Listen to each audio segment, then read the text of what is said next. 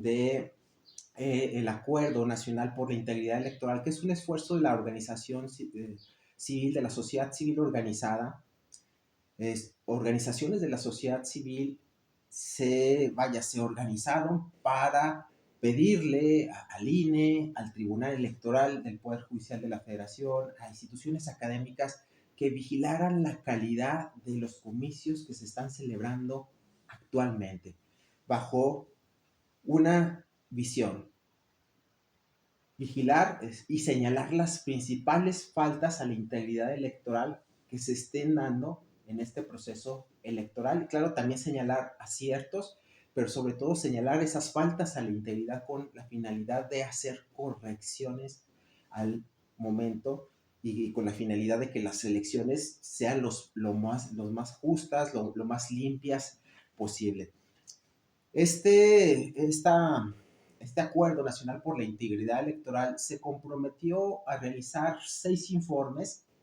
Hasta ahorita lleva 3 informes. Estos informes van desde el inicio del proceso electoral, el segundo informe, el inicio de las precampañas, el tercer informe, el inicio de las precampañas. Hasta ahorita vamos en el tercer informe. El cuarto informe con las campañas electorales, el quinto informe con la jornada electoral y el sexto y último informe con una evaluación post-electoral. ¿Qué es lo que ha puesto en evidencia? ¿Qué focos rojos son los que ha detectado este Acuerdo Nacional por la Integridad Electoral, que es un esfuerzo de organizaciones de la sociedad civil a instituciones académicas como la UNAM, la Academia Interamericana de Derechos Humanos, por ejemplo, que tratan de poner en evidencia estas faltas a la integridad electoral?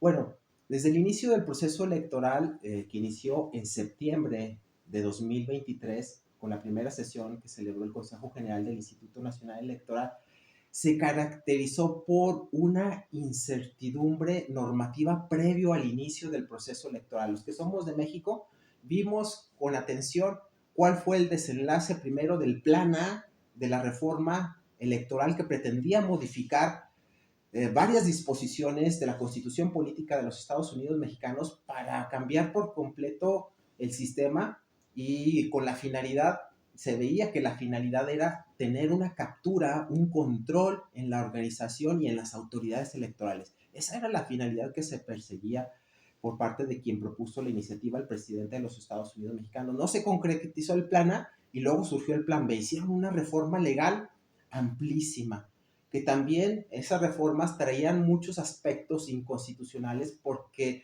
prácticamente trataban de minar la capacidad operativa del Instituto Nacional Electoral para organizar las elecciones, y constituía un fuerte golpe para que el instituto organizara unos comicios con la pulcritud con las que los venía desarrollando con anterioridad. Este plan B no se concretizó porque la Suprema Corte de Justicia de la Nación invalidó las normas relacionadas con ese plan B de la reforma electoral, pero la incertidumbre se mantuvo hasta apenas 3 meses antes del inicio del proceso electoral. De hecho, a mí me tocó impartir el curso de Derecho Electoral y bueno, les estaba enseñando lo que estaba vigente en ese momento, el plan B de la reforma electoral, pero también les decía, esto con cuidado porque está en impugnación, está sub judice ante la Suprema Corte de Justicia de la Nación, y desde mi particular punto de vista en aquel momento yo consideraba que esa normativa se iba a caer por inconstitucional y finalmente se invalidó. Entonces, por eso se caracterizó el inicio del proceso electoral. Y luego también tuvimos un fenómeno atípico porque previo al inicio del proceso electoral ya estaban en precampañas, o sea, prácticamente era una simulación bajo la figura de la elección de las coordinadoras de las coaliciones, pero con una mayor desfachatez de la candidata del gobierno, pues iniciaron las precampañas mucho antes. Recuerdo incluso en el proceso electoral de Durango de 2022, cómo se venían a placear los candidatos de Morena a los actos de su candidata, y esas eran, ya sabía todo el mundo que eran las corcholatas del presidente, ¿no? Los destapados, los preaspirantes, y con una total complacencia, con una total displicencia de el INE y del Tribunal Electoral del Poder Judicial de la Federación, quienes emitieron unos criterios muy laxos sobre qué es lo que deben decir, qué es lo que no deben decir en esos actos, pero que finalmente se incumplieron, y sobre todo con esa incapacidad de controlar todos los recursos que recibieron para promocionarse durante ese tiempo. ¿De dónde vinieron? No sabemos, ¿sí?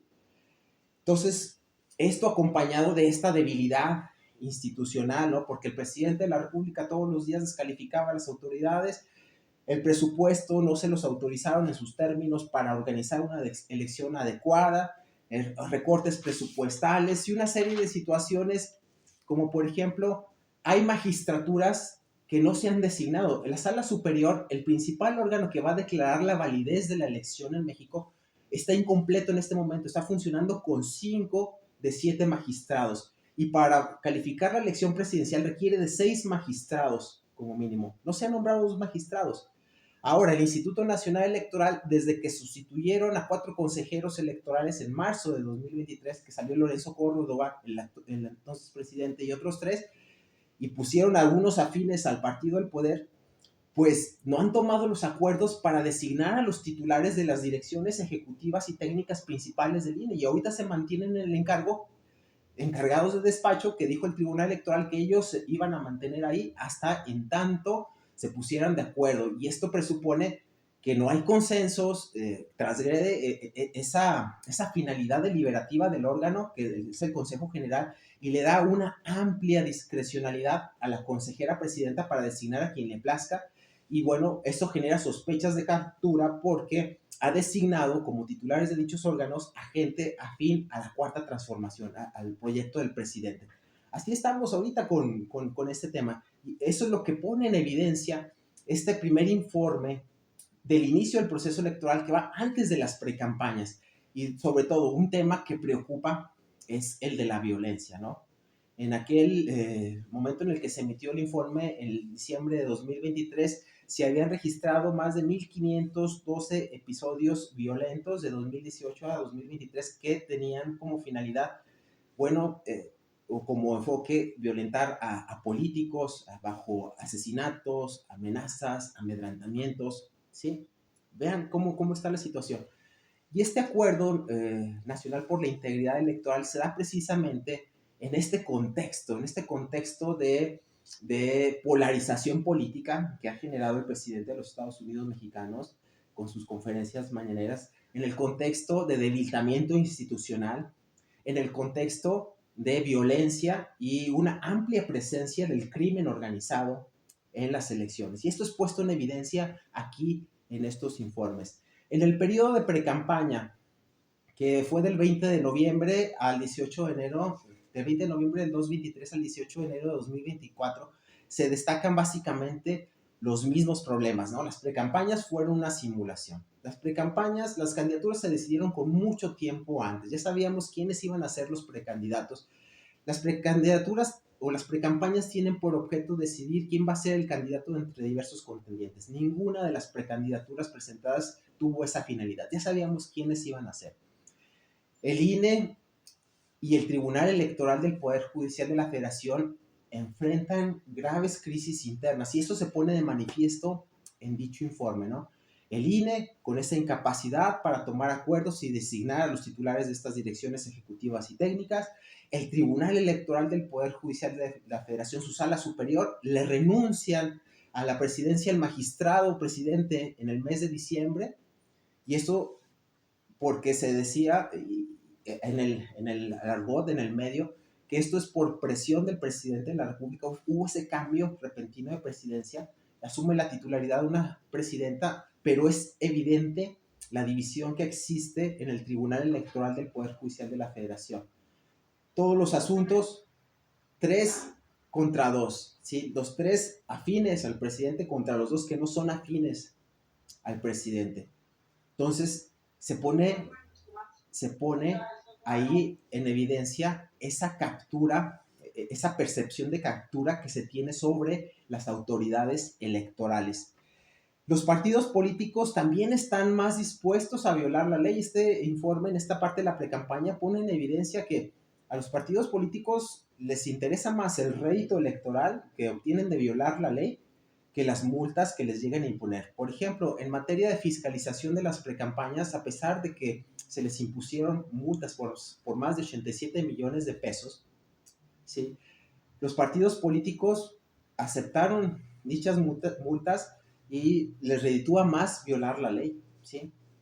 Y estas multas por el tema de fiscalización fue principalmente por gastos e ingresos que no fueron reportados. Y ven aquí el peligro de que dinero mal habido, dinero ilegal, se inyecte a las precampañas y a las campañas electorales. El contexto también de violencia generalizada que vive en el país es algo que también pone en evidencia este informe.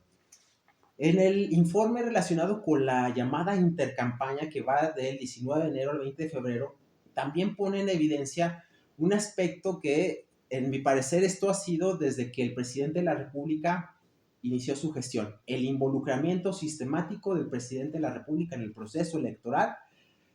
Esto a pesar de que en el actual proceso electoral, el Tribunal Electoral del Poder Judicial de la Federación más de 30 veces le ha dicho que ha vulnerado la Constitución por vulnerar la equidad en la contienda, el principio de imparcialidad, violar el 134 constitucional. Y el presidente, con total desfachatez, sigue violando la Constitución todos los días, usando recursos públicos para favorecer a su candidata, ¿sí? Y esto, en mi parecer, es parte de una falla en el diseño institucional. Ahorita escuchaba con atención al doctor Carlos Sergio Quiñones Tinoco sobre las violaciones al 134 constitucional, pues resulta que no hay sanción, no hay sanciones, o sea, todo se termina con un criterio estrictamente subjetivo de dar vista al superior jerárquico, de dar vista a la entidad de autoría superior de la federación. ¿Para qué? A veces no hacen nada, ¿sí? Se requiere de la estipulación de sanciones estrictas para que el presidente de la República se someta a lo que diga la Constitución y no viole la equidad de la contienda electoral. Nuevamente en este informe pone en evidencia el mal desempeño que están teniendo hasta el momento tanto el INE como el Tribunal Electoral del Poder Judicial de la Federación. Vaya, no existe certeza ni seguridad jurídica porque no respetan sus mismos criterios. O sea, esto es alarmante. Si van de un lado a otro y luego se evidencia en el caso del Tribunal Electoral una mayoría que apoya los proyectos que favorecen a la cuarta transformación y esa minoría que no. O sea, inmediatamente se pone en evidencia que no hay un buen desempeño y sobre todo porque en el caso del INE están teniendo problemas, por ejemplo, con la implementación del voto mexicano en los extranjeros. Se detectaron muchas irregularidades y aún así dicen va el voto de los mexicanos en el extranjero. También se pone en evidencia en este informe la persistencia de la violencia, más de 28 asesinatos en lo que iban del inicio del proceso electoral a marzo. Se han documentado, quién sabe si existan más asesinatos de precandidatos, ¿sí? La intervención del crimen organizado en las elecciones es evidente, es palpable y se pone de manifiesto en este informe.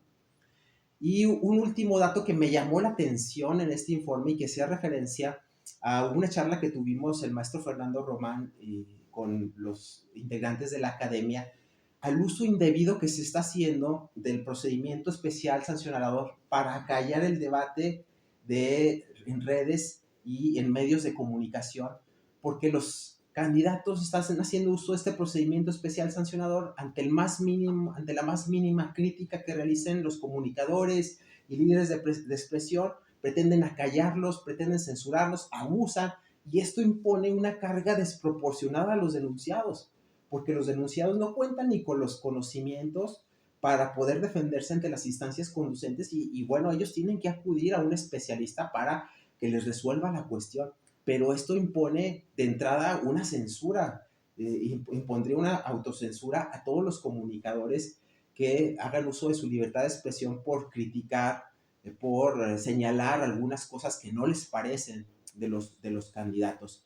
En fin, esto es lo que hay hasta ahorita y vean que todas las violaciones que se señalan son graves, y ningún partido político se escapa. Estamos viviendo un proceso electoral, en mi parecer, carente de integridad electoral.